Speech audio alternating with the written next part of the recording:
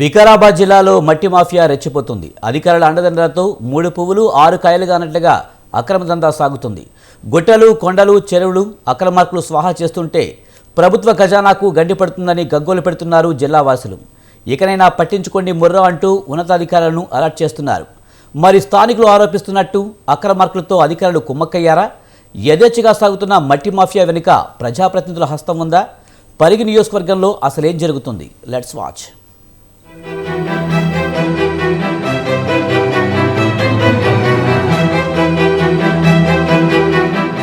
మట్టే కదా, ఏం చేసుకుంటారని అనుకుంటే పొరపాటే.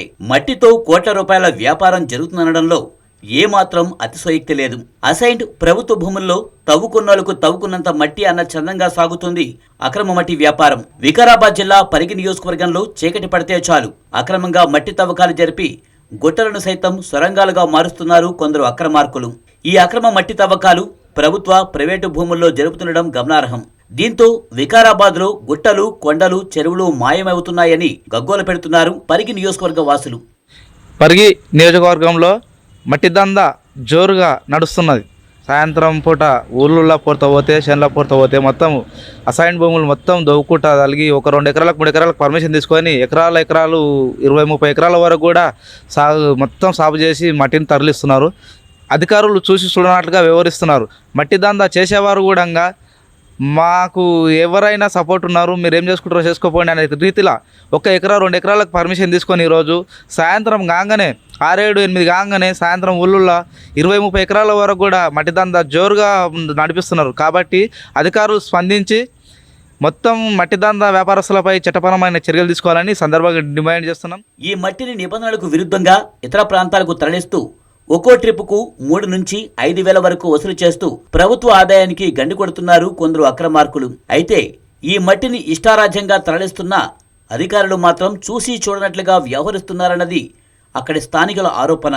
అధికారం తమ చేతుల్లోనే ఉందని ధీమాతో ఇష్టారాజ్యంగా అక్రమ మట్టి వ్యాపారం సాగిస్తున్నారని వారు ఫైర్ అవుతున్నారు. పర్మిషన్ గోరంతా, తవ్వేది కొండంతా అన్న చందంగా మట్టి వ్యాపారం సాగుతున్నాయని మండిపడుతున్నారు. ఈరోజు పరిగి నియోజకవర్గంలో దోమ, కులచర్ల మరియు అట్లా చౌడాపూర్ కావచ్చు, పూడూరు కావచ్చు నియోజకవర్గంలో ప్రభుత్వ భూముల్లో మైనింగ్ విచ్చలవిడిగా నడుస్తుంది.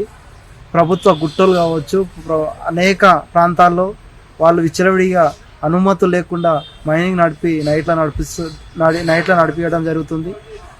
అధికారులు చూసి చూడనట్లు వివరిస్తున్నారు.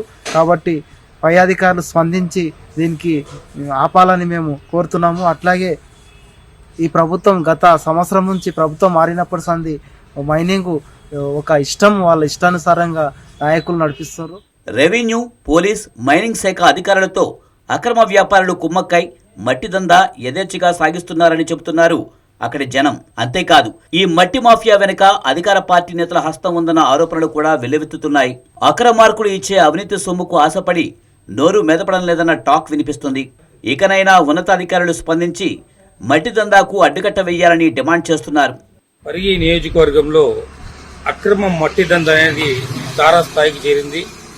గతంలో టీఆర్ఎస్ పాలనలో కూడా అధికార పార్టీకి చెందిన వాళ్ళు మట్టి దందా చేస్తే నేడు 12 నెలల అవుతుంది కాంగ్రెస్ పార్టీ అధికారంలోకి వచ్చిన తర్వాత.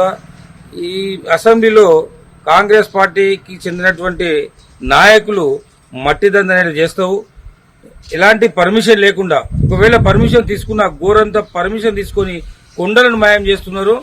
దీని వెనుక ఖచ్చితంగా మన ఎమ్మెల్యే గారు ప్రోద్బలంతోనే ఇదంతా జరుగుతుంది. కాబట్టి వెంటనే అధికారులు స్పందించాలి, ఈ మట్టి దందాన్ని ఆపాలి. చూసారుగా, ఇది వికారాబాద్ జిల్లాలో జరుగుతున్న మట్టి మాఫియా ఆగడాలు. మరి ఇకనైనా జిల్లా వాసులు డిమాండ్ చేస్తున్నట్లు ఉన్నతాధికారులు దీనిపై ఫోకస్ పెడతారా, అక్రమార్కులు భరతం పడతారా అంటే అందుకు ఇంకొద్ది రోజులు వేచి చూడాలి మరి.